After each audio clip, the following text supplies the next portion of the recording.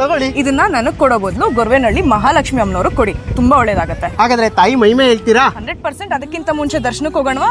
ನಡೀರಿ. ನಿತಿನ್, ನಿನಗ್ ಗೊತ್ತಾ ಈ ದೇವಸ್ಥಾನಕ್ಕೆ 100 ವರ್ಷದ ಇತಿಹಾಸ ಇದೆ? ಹೌದಾ?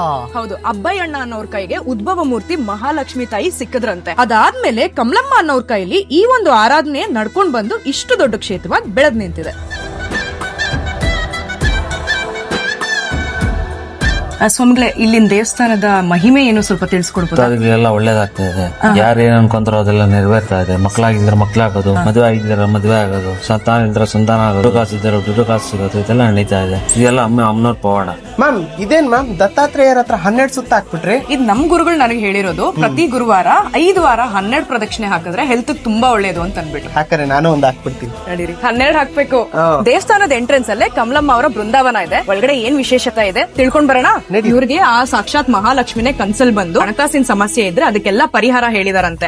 ಅದನ್ನ ಅವ್ರು ಹೇಳ್ದಂಗೆ ಯಾರು ಅನುಷ್ಠಾನ ಮಾಡ್ತಾರೋ ಅವ್ರಿಗೆಲ್ಲಾ ಪರಿಹಾರಗಳು ಸಿಕ್ಕಿದೆಯಂತೆ. ಇದು ಇಲ್ಲಿನ ಸ್ಟ್ರಾಂಗ್ ನಂಬಿಕೆ ಆಗಿದೆ. ಇಲ್ಲಿನ ಅನ್ನದಾಸೋಹದ ವಿಶೇಷತೆ ಏನು ಅಂತಂದ್ರೆ ಇಲ್ಲಿ ಟೈಮಿಂಗೇ ಇಲ್ಲ, ಬೆಳಗಿಂದ ರಾತ್ರಿವರೆಗೂ ಊಟ ಬಡಿಸ್ತಾನೆ ಇರ್ತಾರೆ. ನಿತಿನ್, ದರ್ಶನ ಮಾಡಿದ್ಮೇಲೆ ಏನ್ ಅನ್ನಿಸ್ತು? ಮ್ಯಾಮ್ ಲೈಫ್ ಅಲ್ಲಿ ಒಂದು ಕಾನ್ಫಿಡೆನ್ಸ್ ಬಂತು. ಇನ್ಮೇಲಿಂದ ನನ್ನ ಲೈಫ್ ಅಲ್ಲಿ ಬರೀ ಲಕ್ಷ್ಮಿ ತಾಂಡವನೇ. ನಿಮಗೆ ತುಂಬಾ ಇಷ್ಟವಾಗಿರುವಂತ ದೇವಸ್ಥಾನ ಯಾವ್ದು ಅಂತ ಕೆಳಗಡೆ ಕಮೆಂಟ್ ಮಾಡಿ. ಹಾಗೆ ಫಾಲೋ ಮಾಡಿ.